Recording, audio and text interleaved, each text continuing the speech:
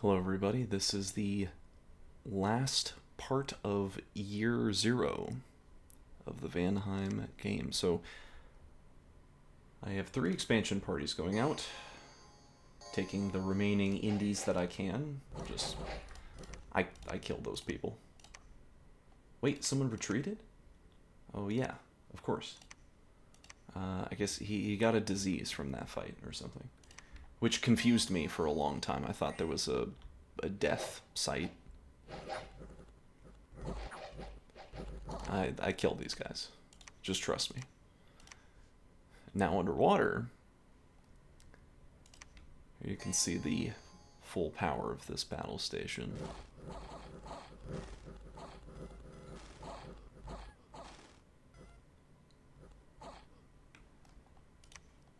Yeah, just kill all those guys. Don't lose a single shambler. We finished the palisade, and Jimmer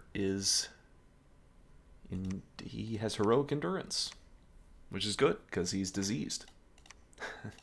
So this is the state of affairs, as far as I'm concerned, on turn 12. I have accumulated, let's count, 1, 2, 3, 4, 5, 6, 7, 8, 9, 10, 11, 12, 13, 14, 15, 16, 17, 18, 19, 20, 21, 22, 23, 24, 25, 26, 27 provinces on turn 12.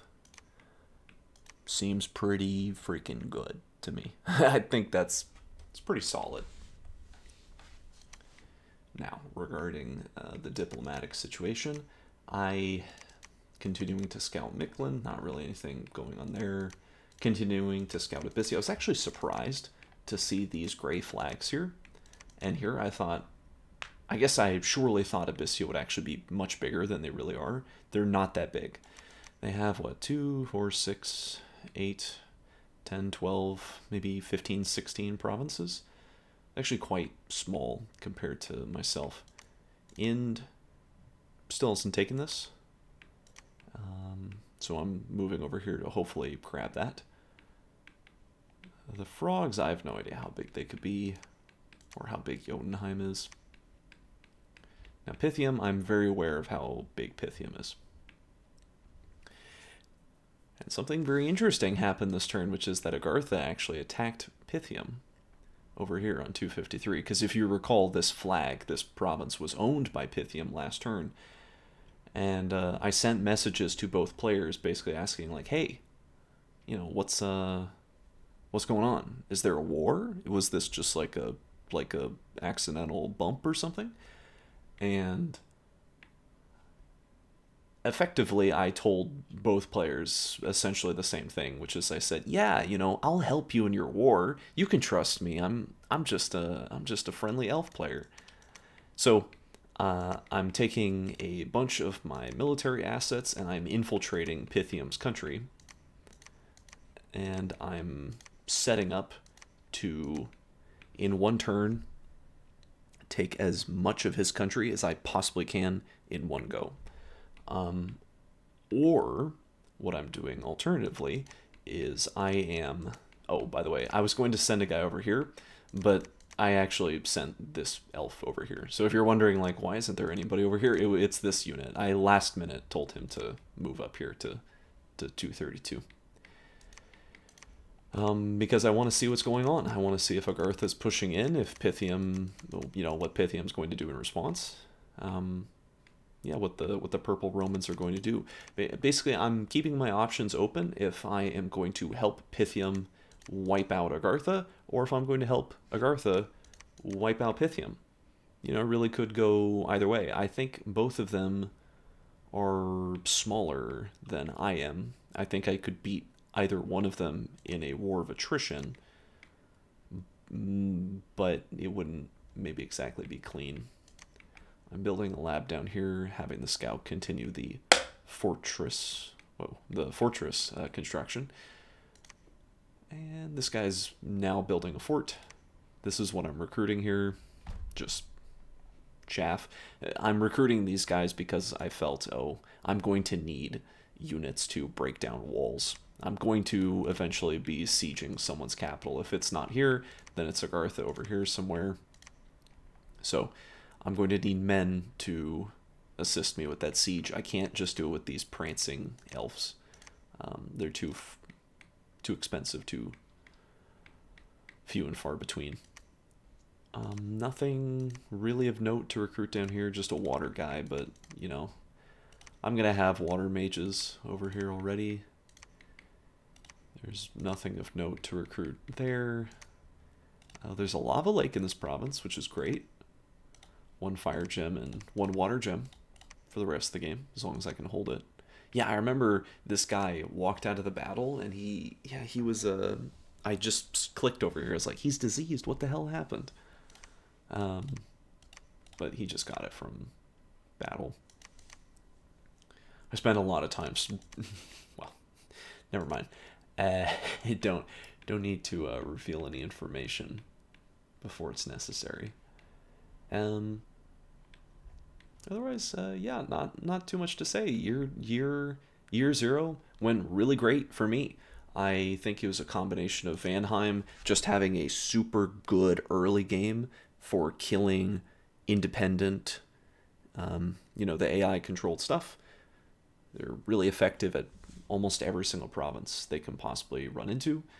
And also getting a pretty good spawn position. And my neighbors having bad expansions. Maybe not to say like necessarily playing poorly or anything. Just for whatever reason it was, it didn't work out super well. Like, I don't think Pythium's position here is super bad. He's got there's a Numer cool there. Look, what I'm saying is there was a lot of ways he could have gone. There was a lot of ways he could have potentially expanded. And I think whatever happened with this Forest Trolls was probably, that might have been a bad thing. That might have been a very bad thing. Very bad start. Is there anything happening on the mercenaries? Yeah, and continuing to recruit mercenaries. Marignan 2. Actually getting the marrows. I guess he's going for water somewhere. There's only like one pond over here, and all this stuff is just they're just rivers. You can't actually enter any of these water areas.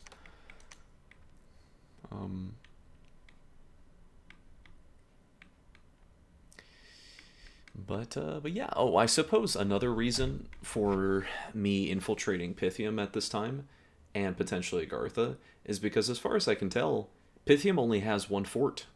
He did not finish a fort in year one. So he's very vulnerable. If I were to place an army outside of his capital walls, he would not be able to recruit anything. Like his production would just become 0%. He would have nothing. He wouldn't be able to power himself up at all. I mean, you can keep producing like shitty independent units, but those guys they're chaff. They're not serious fighting troops that can win battles.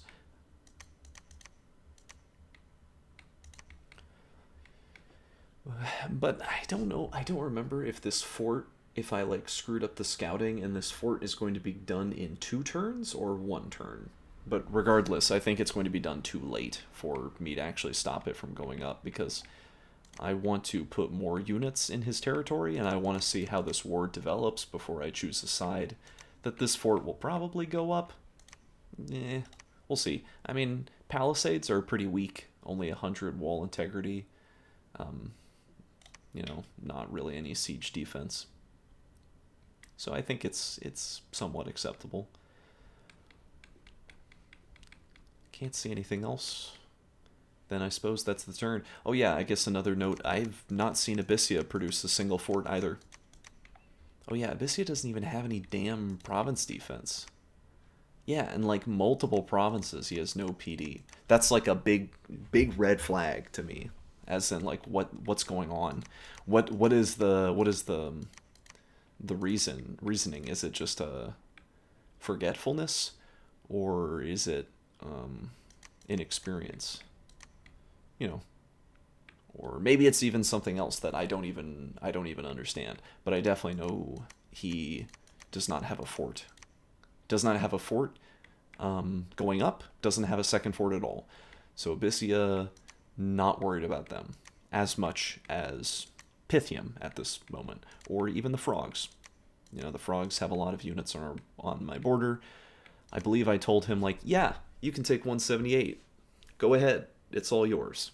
Which was an obvious, or, okay, maybe not obvious, but I was trying to divert his attention away from me. I don't want the frogs to attack me or consider attacking me or create a coalition against me while I'm sizing up my delicious prey to eat. Same thing goes for Jotunheim. I also did not want the giants to come in. Jotunheim would be rather irritating for me to fight because I know nothing about their country. I don't know anything about their layout or what's going on. All I know is that this is Jotunheim itself. So yeah, I did not want to get annihilated in a war with with a bunch of players, with Abyssia, Mictlan. Just wanted basically Pythium and Agartha. So but I've been speaking to all the players in the game, so I've learned a bit about the diplomatic situation, the locations, the other players. At this point in the game, Ind, which is somewhere over here, I forget precisely, it's somewhere in this area, is at war with Marignon. I don't know why. Probably just because Marignon has big kill sacred guys, and Marignon, who is somewhere over here, they're at war with each other, which is great for me. I don't want either of them to win that war respectively. I want them to just grind each other down and stay in the war forever. So I'm, saying like, oh, you want help? Oh, I'll help you. Of course, I'm not actually going to offer any assistance at all. That would be crazy. I mean, just look at my military capability in the region. I've got 1 guy and 7 elves. I mean, it's actually a pretty deadly force, to be fair. But it would take me a crazy amount of time to push all these units down here for my capital, or even these guys, where I have a... Oh no, did I leave 2 elves there? Oh, jeez, I hope I didn't do that. Just pretend I never clicked on that province. Maybe I'm sending him back to pick those guys up. Okay, whatever. Just that didn't happen. Yeah, so, this war, great. Let it happen. Mictlan owns all this in the corner, which I already knew. Abyssia owns all this. Naba is over here on this island somewhere, but basically this chunk. Man and Ulm are on screen. You can't see them, and I don't really know where they are, but Man and Ulm are somewhere over here. Yeah, so who am I missing? Probably Phlegra. Phlegra Vanroos. Yes. Phlegra is over here somewhere. And Vanroos, I know, is right here. This is the capital of Vanroos. So pretty shitty spawn spot, honestly, for my Van brothers. Yeah, just like that's pretty bad. Not too many places to go, especially because Phlegra is going to be over here, and this is Jotunheim, cutting off any access to a bigger island. So just a very unpleasant starting position. But good for me, because I think to myself, oh, I can abuse this in the future diplomatically, where I can get Vanroos and Jotunheim to fight each other. That's just 2 more targets that are not worried about me, and I can do whatever I like. So, yeah. That's all for this episode.